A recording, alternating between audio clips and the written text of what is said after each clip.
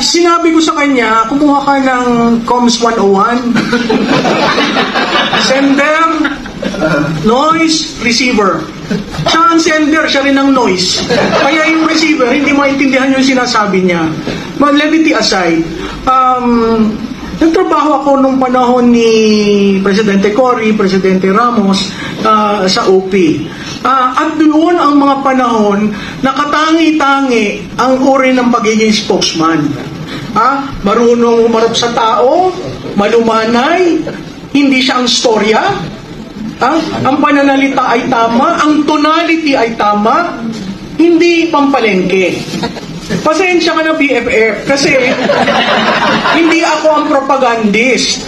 Ano ba ang propagandista? Ang propagandista, meron kang sinasabi in defense of someone. Ay, sino ang prinotektahan ko? Sinasabi niya, maka-Duterte ako. Ako hindi maka-Duterte. Naging Duterte na lang ako dahil sa pasasalamat ko dun sa 6 na taon niyang paninilbihan. Hindi ho ako tumulong ng eleksyon sa kanya. Nakaibinay ho ako. At kung hindi niya yun alam, ang dali naman mag-Google. Wag na Google, ang dali mag-AI. I-type mo yung Malutikia kasi yung huli niyang banat sa akin. So who is Malutikia? Sa tingin ko, yung exchange namin pumasok na sa isip niya. Kumbaga may rent-free ako dito na ang default, ako parati yung sinisisi. Kaya ang sagot ko, tinuturoan ko siya. Pumunta kayo dun sa meta page ko, meron ako dyan. How to be a spokesman. What is a propagandist? Anong mali sa ginawa mo? Kasi mukhang wala naman nagturo sa kanya. Mukhang pinili lang siya. At ang balita ko, dala siya ni Bersamin. Mukhang pinili lang siya dahil estudyante sa UST. Pinili lang siya. At ang default niya, sisihin ng Duterte. Saan ka naman nakakita ng spokesman na ganon? Diba? Si Duterte na nasa dahig, sisisihin mo. May narinig ka ba dito sa amin na nagpropaganda kami para kay Duterte? Ito'y partido niya. Pero simula na nagsimula tayo, walang nagbabanggit na ang mga Duterte magagaling, walang ganun. Pero siya, ganun. Ang ina-address ko sa mainstream media, pag kayo nagtanong ng tanong, siguraduhin ang sagutin niya. Kasi kasama kayo sa propaganda. Kung i-accept nyo, yung sagot niya. Perfect example, what do you think about incapacity?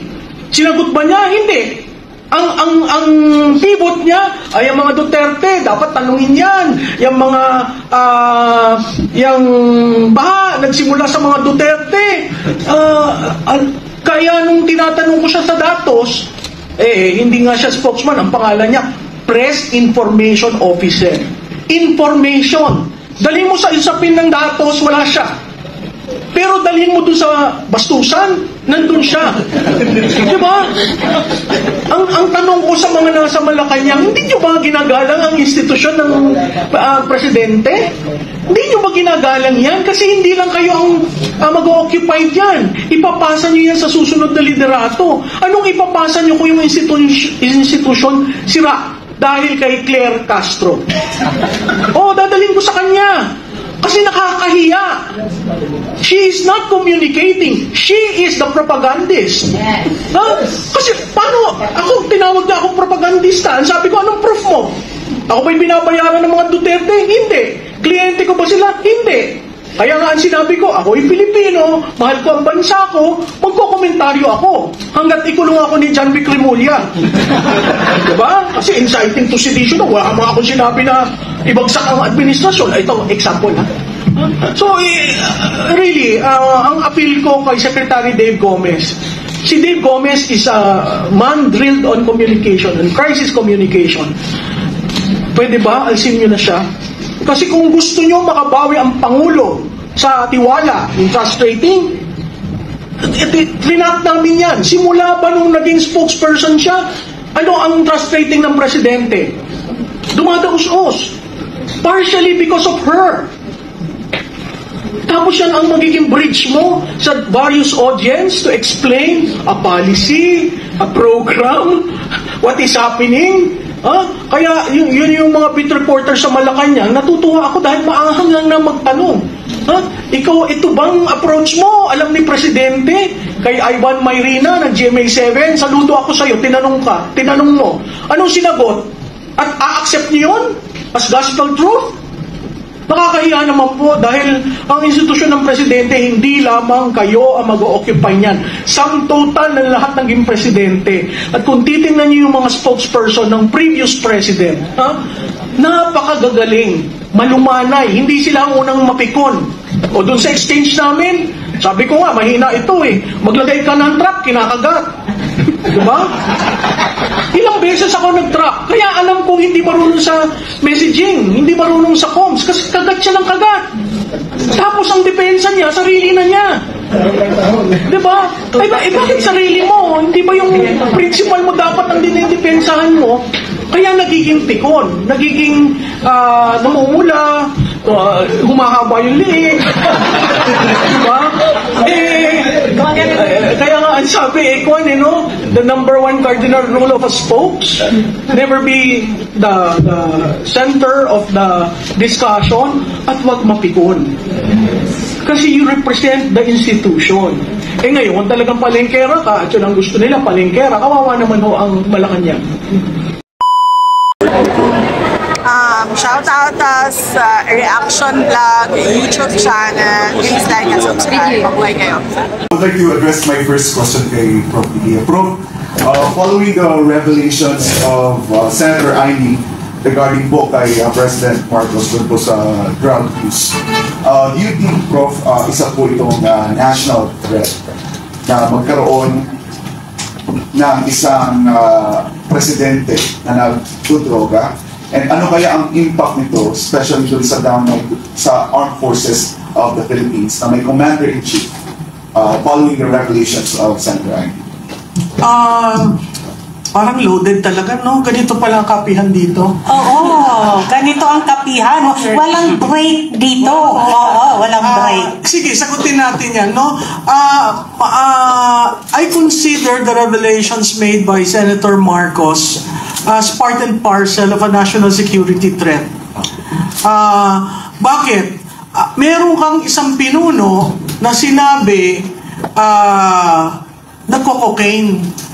At hindi lang siya, ang asawa niya, ang pamilya niya.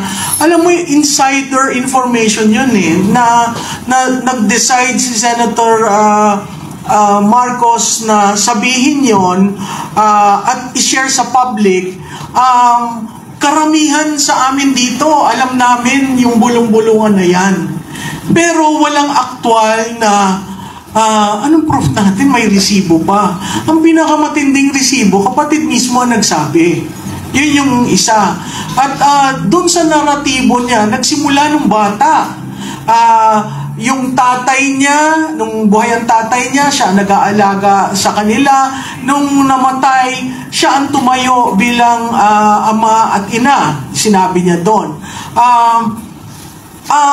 Maraming pumukul sa kanya na sabi it's being un-Filipino. Hindi po. Doon sa mga nagkaroon ng relative, anak, kamag-anak, pinsan na nalulun sa droga, alam nila yung tagoy ni Senator Marcos dun sa stage. Nakita nyo yung delivery niya, hindi yun ang Senator Marcos na alam natin. Nahihirapan siyang sabihin, kahit may prepared text, di ba? Nakita natin may part na umiiyak siya, may part na nagpupuna siya ng pawis. Tinanong ko after delivery, ang sinabi niya sa akin, I am unburdened. Nawala yung matagal ko nang kinikimkim. Now, meron rin muna na ba't hindi nagpakatotoo? Diba? Bakit hindi sinabi kay Inday nung kinuha si Inday? At yun sa tingin ko ang naging problema kung bakit si Presidente Duterte medyo umayaw dun sa team up. Yun ay nangyari sa paniniwala ni Senator Amy na magbabago. Kasi doon sa sinabi niya, di ba, ilang beses kang nangako na magbabago ka. Ilang beses na nandun ako. Pero sa akin, naantig ako doon sa sinabi niyang, Ading, magpahinga na tayo.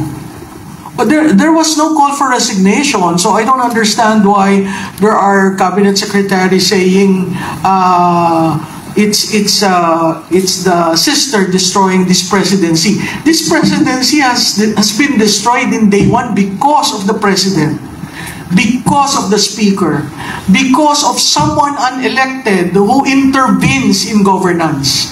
Mahirap yung taong hindi ka nahalal, nangingialam ka sa governance at kuminsan ikaw ang nagdidesisyon. So bumalik tayo sa national security threat.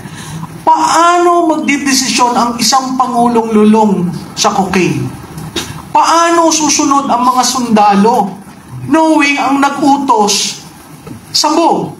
Diba? So kung ikaw sinabi, girahin natin ang Taiwan, ngayon nag-iisip ako, ano kaya yun? Nasa tamang wisyo o bangag?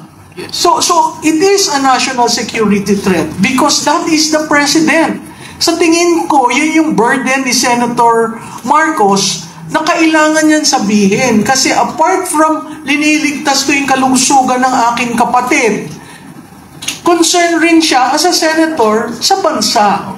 So napakahirap yung balanse na yun. And really, I thank the senator for being forthright, for being honest, although belated.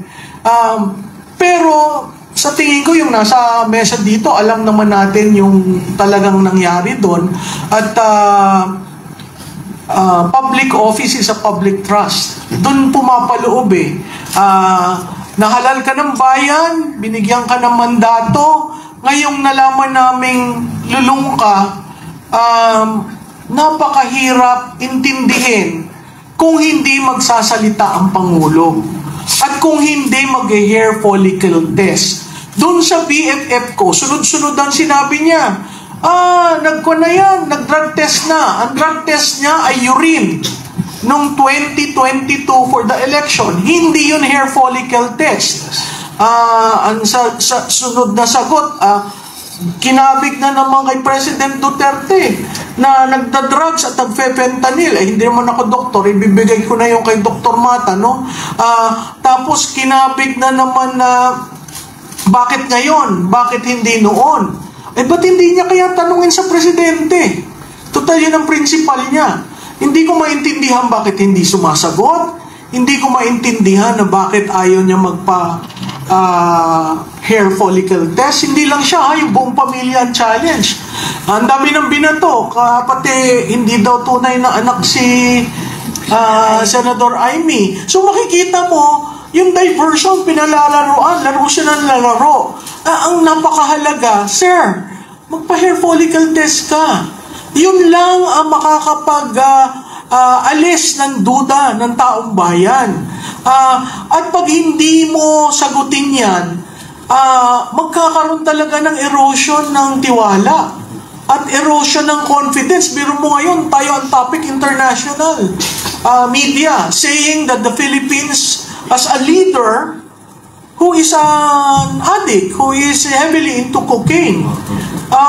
We are chair of ASEAN next year. Bigyan naman niya ng kahihiyan ng bansa. Ma'am, bago po kay Dr. Richard, follow-up question. Ano po yung nakikita ninyong scenario if the junior officers, foot soldiers, will start asking the questions regarding the situation or yung health situation ni President? Mukhang yan ang nangyayari ngayon. Yung foot soldiers and junior officials, not in the Corps of Generals. Mukhang pag umikot ka sa mga kampo, yan ang pinag-uusapan. So, how would General Bronner address that? How would SND address that? And by the way, SND was present during that Bataan celebration where the President had white. Yeah. Right? And he was one of those who was making, a sign that there is something. And kung siguro titingnan niyo yung video na yon, nanggigigil nun si Secretary Gibo. So, how do you address that? Yung mga ordinaryong kawal, linalaan nila yung buhay nila para sa proteksyon ng Estado. And then here we have a leader who doesn't really care, that it's not felt, And then suddenly we hear of the use of drugs and other things that is being done in the office of the President, in Malacanang. Ngayon lang ako nakarinig ng mga ganong balita kasi ako'y nagtrabaho naman sa Malacanang. Wala nga ako naririnig ng mga ganong activities na nangyayari within the palace. Thank you, bro. Dr. Richard, doon lang po sa effect po ng cocaine, gaano po ba ito ka-delikado sa sa tao, especially kapag araw-araw nagdodroga gamit po ang cocaine? Yes, a very good question. Actually, it's very, very dangerous. Actually, pwede po siyang magkaroon kaagad ng heart attack. Pwede tumaas kaagad yung blood pressure. Pwede kaagad magkaroon ng seizure, lalo na kung ma-overdose. Ngayon, pag sinasabi naman nilang microdosing, which na-mention po yan ni Senator Amy, na 4 times a day daw, actually, that is still dangerous and also for the country kasi if you're working and then you're doing microdosing, that's yung decision making mo mababago eh. Totoo po yung sinabi ni FPRRD na nagsishrink po yung utak. Ibig sabihin, maging mahina na po yung comprehension mo, decision making, and you can be easily manipulated. Ngayon, wala sana tayong problema kung gumanda talaga yung bansa natin, wala tayong naririnig na grabing corruption, parang justified na hindi siya affected. Pero itong 1 trillion na issue na nanakaw, and that's just a portion, and that makes it a very, parang connected siya, na kaya siguro nangyari itong flood control issues and other mga corruption dahil hindi na nga nabantayan or doon sa sinabi ni Zaldico na baka involved, and Zaldico ang nagsabi noon. So ibig sabihin, questionable na po yung kanyang decision making, and lalo na sinabi ngayon ni Senator Amy na lulun siya sa cocaine. On a different topic po, I would like to address this question kay Prof. Malu and kay Attorney Raul kasi pinag-uusapan po ngayon, mainit po ng issue yung succession. And marami sa kritiko ni Vice President Sara Duterte na ayaw nila yun na mag-resign or parang hindi naman nila sinasabi pero tutol sila sa pag-resign ni President Marcos knowing na according sa Constitution ang papalit ay ang Vice President. Ma'am, your comment on this sa usapin pong ito, Attorney Raul, kasi parang pinananawagan din nila na hindi lang kung ganyan lang naman, hindi lang dapat si President Marcos, maging si Vice President daw, ay kailangan mag-resign din dahil meron din siyang corruption issue umano dito sa confidential funds. Yeah. Okay, so I'll take the first crack with it. No?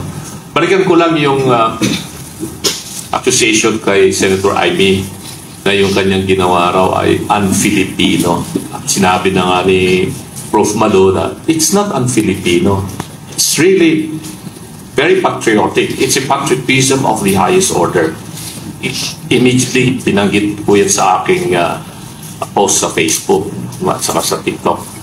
Pero meron bang precedent dito sa bansa na ang isang kapatid o anak ay sabihin niya o ginawa niya ang nararapat para mapreserba ang institusyon o ang Estado?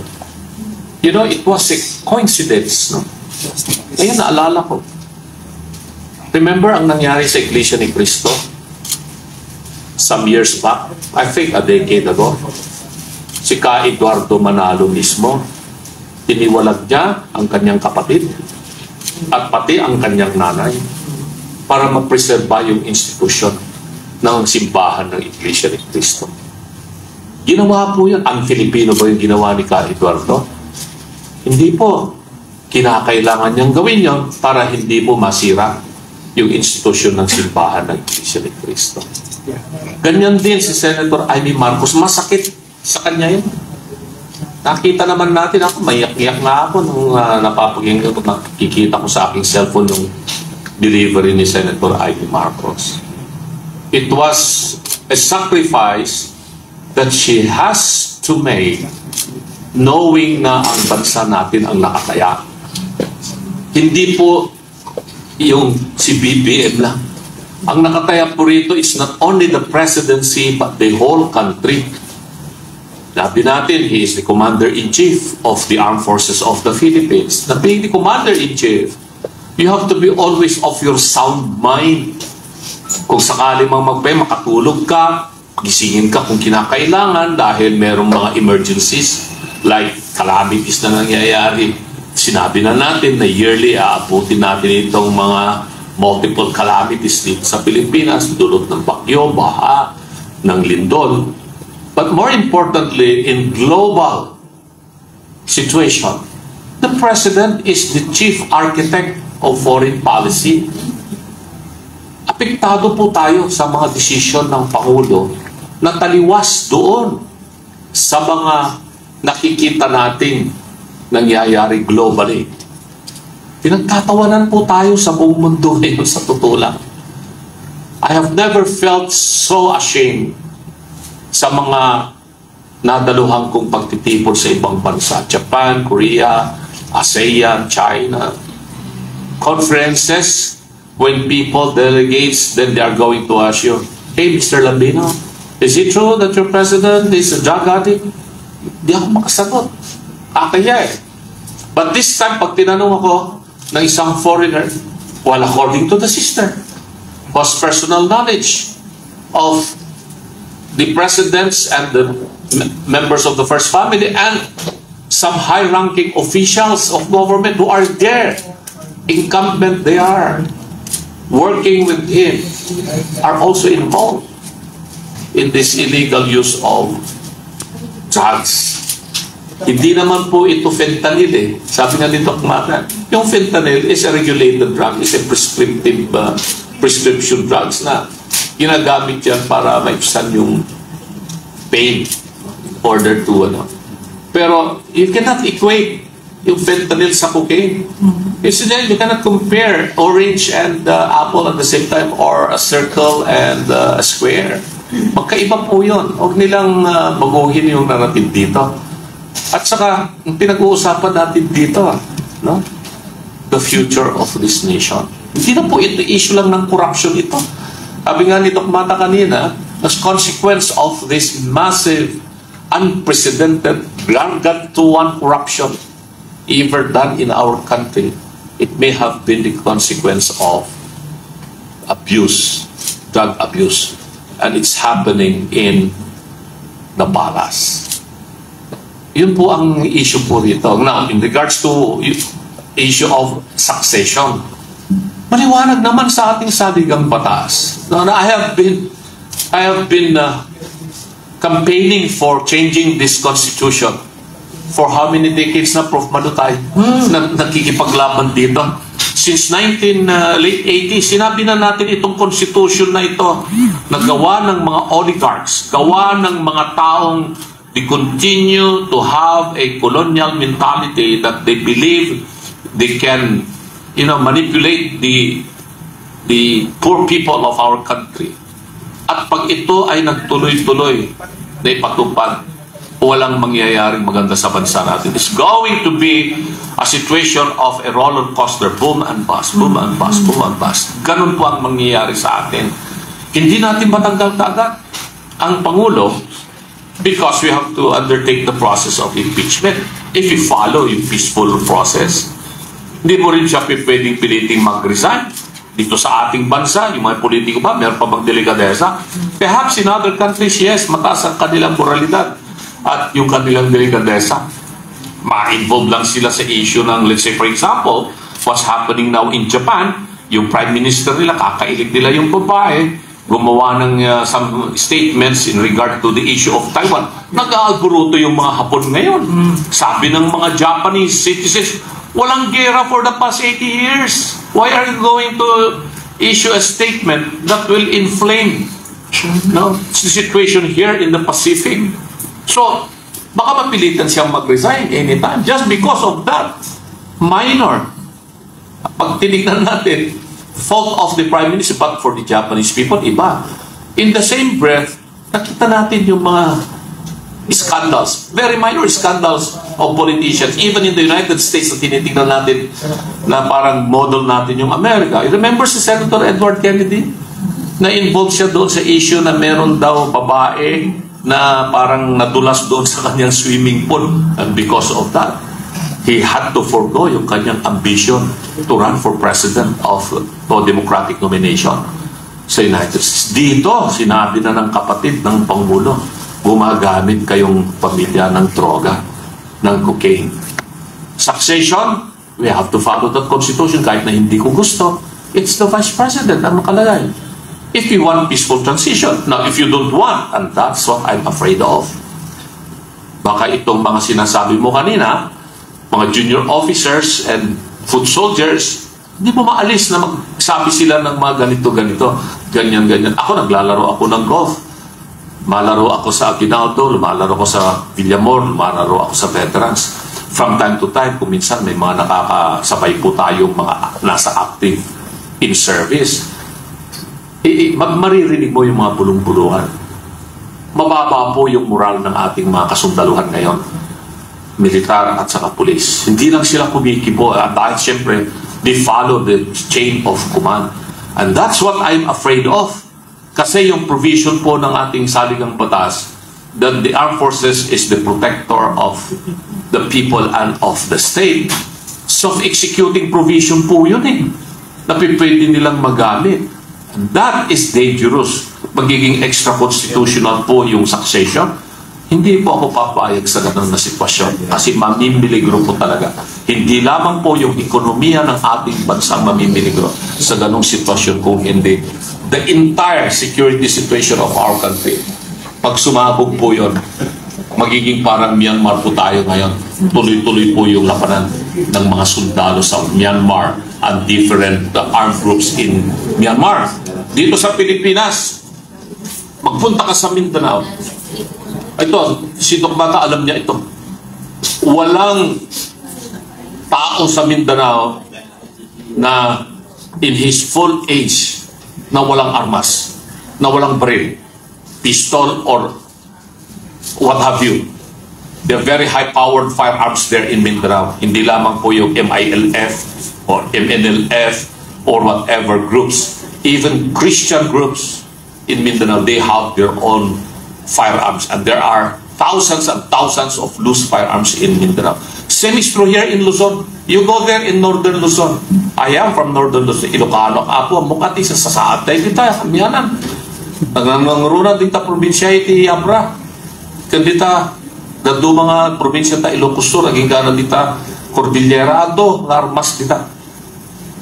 In the hands of civilian people. So, huwag sanang gawin natin na issue na huwag po upuin si Inday Sara kung sakali mang matanggal si BBM dahil ang gusto nila mag-resign din si Inday Sara. Bakit? Gumagamit ba siya ng cocaine? Yan ang tanong. Involved ba siya sa corruption ng flood control? 125 million lang yung kanilang pinupukol na issue na confidential and intelligence. Kumpleto na po ng dokumento yan, sabi ng Commission on Audit. Wala pong corruption. Kumbaga, confidential na pinapalaki lang itong mga issue ito na talagang takot na takot sila kay Inday Sara na siyang susunod ng Pangulo ng Pilipinas sa 2028. Yun lamang po yan. Prof. Mali. Sa tatlong bagay, itinapon ng BFF ko na ito daw ay tungkol sa 2028. Wala akong katotohanan na 2028. Sino ang tatayo sa entablado ng INC at sasabihin na pinoproteksyonan ang Marcos at sinusubukang maayos ang Marcos? Hindi ko kandidato si Senator si Senator Marcos sa 2028. Okay? Pangalawa, yun hong kagustuhan ng ibang kampo na ang parehong magbitiw. Yun ho ay tinututulan ko. Wala silang karapatan na sabihin na ang Vice Presidente ay dapat magbitiw. Ano ho ang ginawang kasalanan ng Vice Presidente? Tama yung sinabi ni Atty. Lambino. 125 million versus 1 trillion. 125 million already accounted for by COA. Wala naman hong violation dun sa joint memorandum on confidential fund. Saan ho ba nanggaling yung confidential fund? Hindi ba ho sa Pangulo?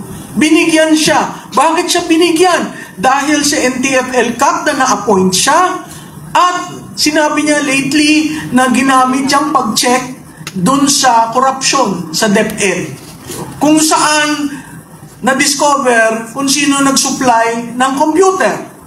Okay? Anong ginawa niya nang una siyang dumating doon? Yung computer ho, pinakiusapan niya ang AFP para ma-distribute. Kahit may obsolescence na dahil medyo luma, ginawa pa rin niya para makarating dun sa dapat paratingan. So yung ating saligang batas, katulad ng sinabi ni Antonio Lambino, klarado eh. Wala namang vacancy sa Office of the Vice President. Hindi ko maintindihan yan. Magtatawag kayo na pareho bumaba. Nasa Constitution ho that Congress shall pass a law on succession. Nobody has tried filing that. I don't understand why. That Constitution has been there since 1987.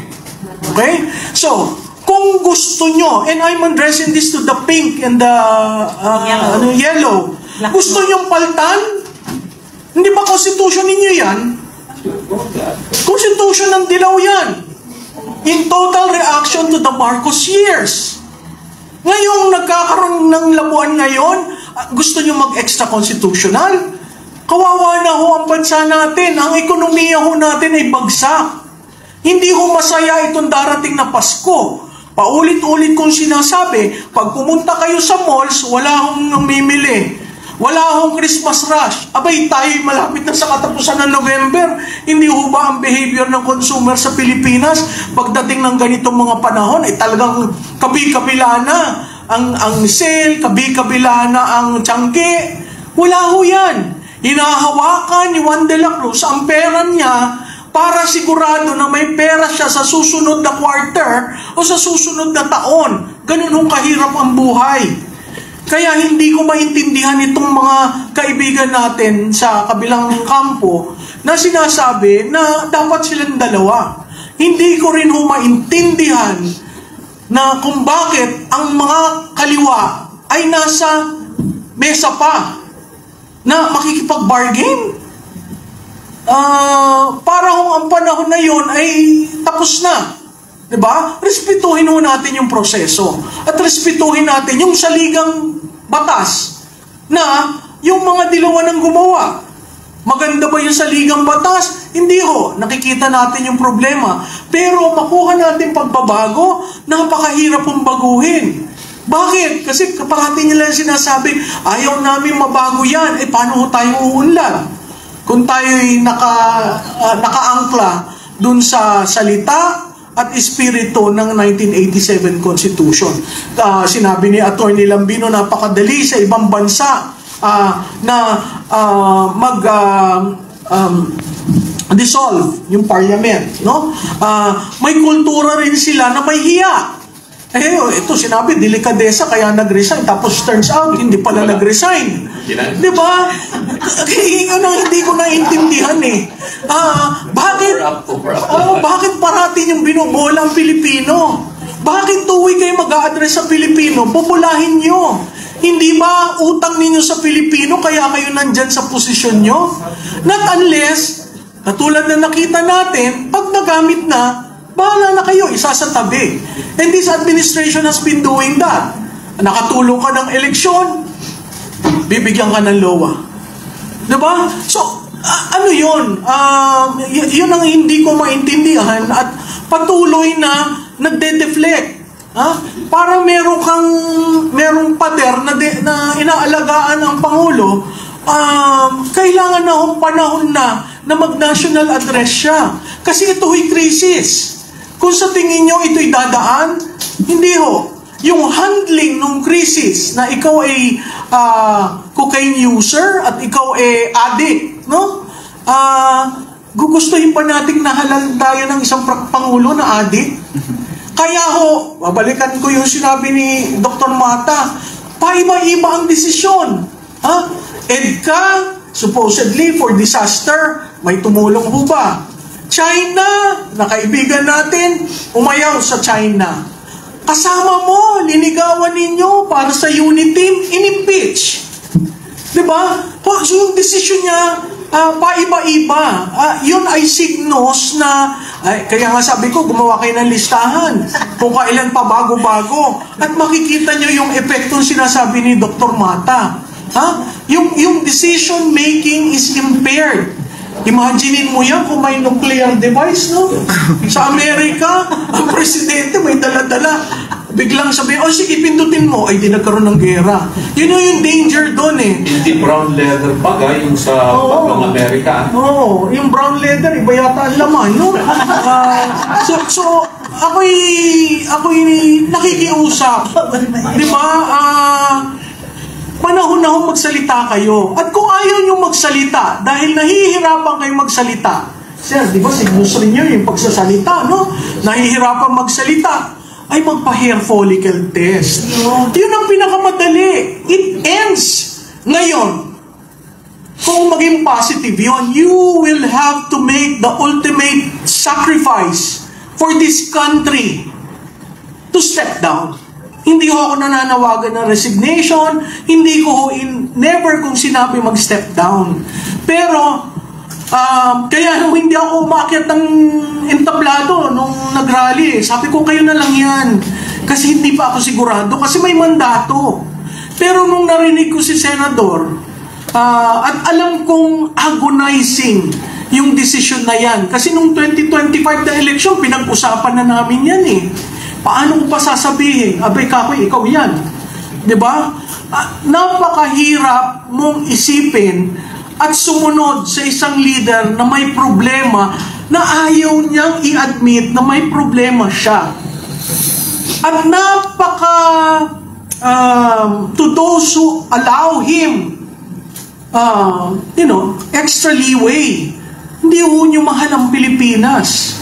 Ang mahal nyo lang yung notion na maging presidente uli ang isang Marcos. Yun ang nakakalungkot eh. Kasi karamihan sa amin dito, akala natin redemption. At talagang magsisilbi sa Pilipinas. Day one pa lang mo, hindi na eh. Diba? So yun yung nakakalungkot. Kasi may mandato siya.